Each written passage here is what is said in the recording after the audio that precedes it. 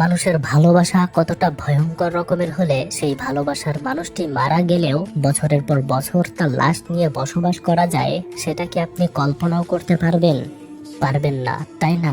কিন্তু ফারহান নামের এই ছেলেটি তার বউকে এতটাই ভালোবাসতো যে তার বউ একটা কার অ্যাক্সিডেন্টে মারা গেলে সে তার বউয়ের লাশ নিয়ে কালো জাদু শুরু করে। তার কালো জাদুর মাধ্যমে সে তার বউকে জীবিত করে তার সাথে বছরের পর বছর ধরে বসবাস করতে শুরু করে। কিন্তু একদিন তার সমস্ত কালো জাদুর ফল ভোগ করতে হয়, কারণ সে সম্পূর্ণ অবৈধভাবে মহান আল্লাহর পবিত্র কোরআন শরীফের সূরা দিয়ে কালো জাদু করত। সিজন 3 লাভ নামের এই অসাধারণ হরর মুভিটিতে আপনারা দেখতে চলেছেন কিভাবে ফারহান তার মৃত বউয়ের লাশ নিয়ে কালো জাদু করে তাকে সম্পূর্ণ একটি সুস্থ মানুষের মতো বানিয়েছিল, এবং কেমন ধরনের জিনকে সে বশে এনে তার বউয়ের রূপ দিয়ে তার সাথেই বসবাস করত, এমনকি তার সাথে সে শারীরিক সম্পর্কও করত। কিন্তু তারপর হঠাৎ করে তার সাথে কি কি ঘটেছিল, হ্যালো বন্ধুরা, এর চেয়ে ভালো কোনো কালো জাদুর মুভি আছে কিনা আমার জানা নেই। আমি বাজি ধরে বলতে পারি এই মুভিটা দেখতে দেখতে আপনি বুঝতে পারবেন কালো জাদুর শক্তি কতটা ভয়ঙ্কর।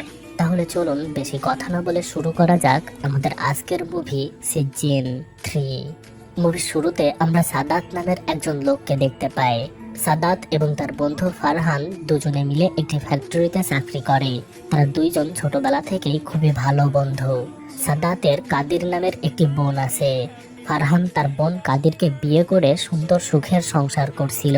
কিন্তু একদিন ফ্যাক্টরিতে ফারহানের অধীনে কাজ করা একটি লোককে সে ফ্যাক্টরির মধ্যে সিগারেট খেতে দেখে, আর এই কারণে লোকটি সে প্রচন্ড বকা দেয় এবং তাকে চাকরি থেকে বের করে দেয়। লোকটি অনেক অনুনয় বিনয় করলেও ফারহান তাকে কোনোভাবেই ছাড়ে না।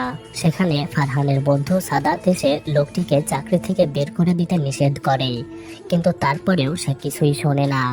সাদাত ফারহানকে বলে সে আগামীকাল সকালে তার বউ কাদিরকে নিয়ে এবং তার 10 বছরের ছেলে মাহমুদকে নিয়ে শহরে যাবে, কারণ তাদের একটি কাজ আছে। এটা বলে সে সেখান থেকে চলে যায়। এদিকে যাকে চাকরি থেকে বের করে দেওয়া হয়েছে সেই লোকটি পরিবারের চাপে খুবই বিষণ্ণ ছিল এবং তার প্রচুর ঋণ ছিল, আর এই কারণে সে বিষণ্ণভাবে এখানে ধূমপান করছিল। এখন যেহেতু তার চাকরি নেই, তাই সে আবারও বিষণ্ণতায় ভোগে এবং রাতের বেলা ওই কারখানার মধ্যেই সে নিজেকে শেষ করে দেয়।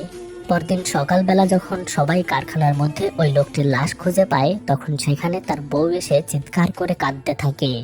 ফারহান মহিলাটিকে সান্ত্বনা দিতে আসলে মহিলাটি তাকে খুব বাজেভাবে অভিশাপ দেয় এবং বলে, এই কালো মাটির মতোই তোর জীবন অন্ধকারে ছেয়ে যাবে, তোর জীবনে এমন দুঃখ আসবে যা তুই কখনো কল্পনাও করতে পারবি না।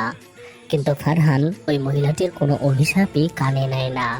এদিকে ফারহানের বন্ধু সাদাত তার 10 বছরের ছেলে মাহমুদ এবং তার বোন অর্থাৎ ফারহানের স্ত্রী কাদিরকে নিয়ে শহরের দিকে যাচ্ছিল।